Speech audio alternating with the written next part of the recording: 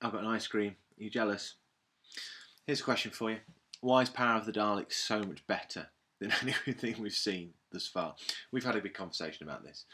And in all honesty, we're going to avoid saying the words.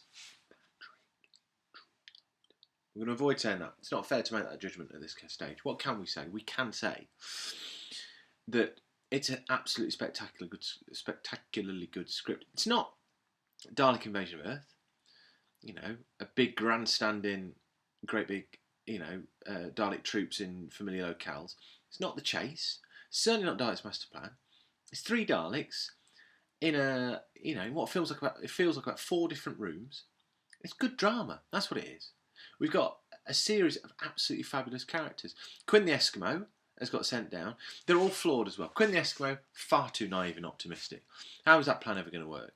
Okay, bringing in the examiner, keeping him a bit quiet. Oh, I've got to speak to you. You're going to get bollocks because Branston's power hungry.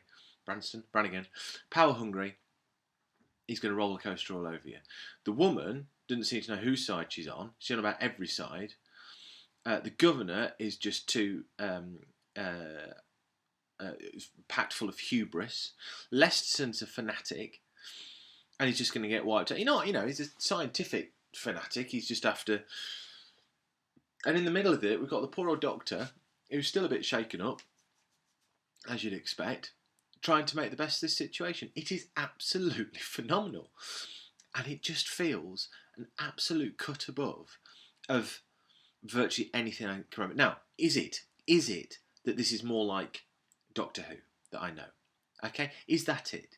Have we moved past the experimental stage of Doctor Who, where it tried something different all the time? I mean, we're talking Innes Lloyd now, without wanting to cast out vision too far forward. We're talking Base Under Siege, aren't we? It's a bit different in this context.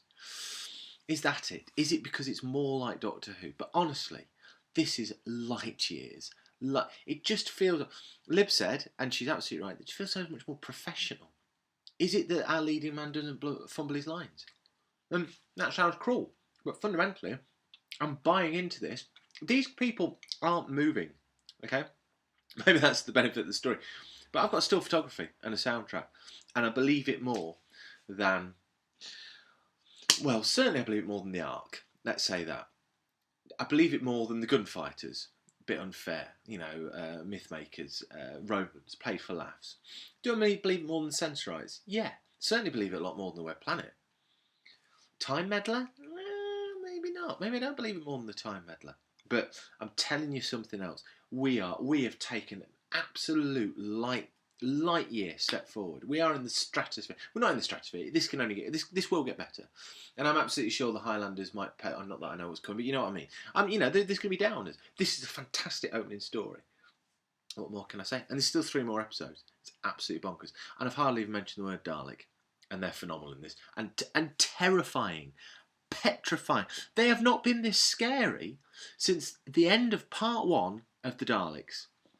Fact, they have not been this scary. David Whittaker has absolutely nailed what makes Daleks scary. They are clever, they are cunning, they are, well, they're the opposite of the Doctor, aren't they? And this is a fine tension at the heart of this story. You can tell, I feel, the excitement even made me wipe off my review of part 1 and had to do it again in my pyjamas. That's how good this story is. Phenomenal. Watch it. Brilliant. Bye.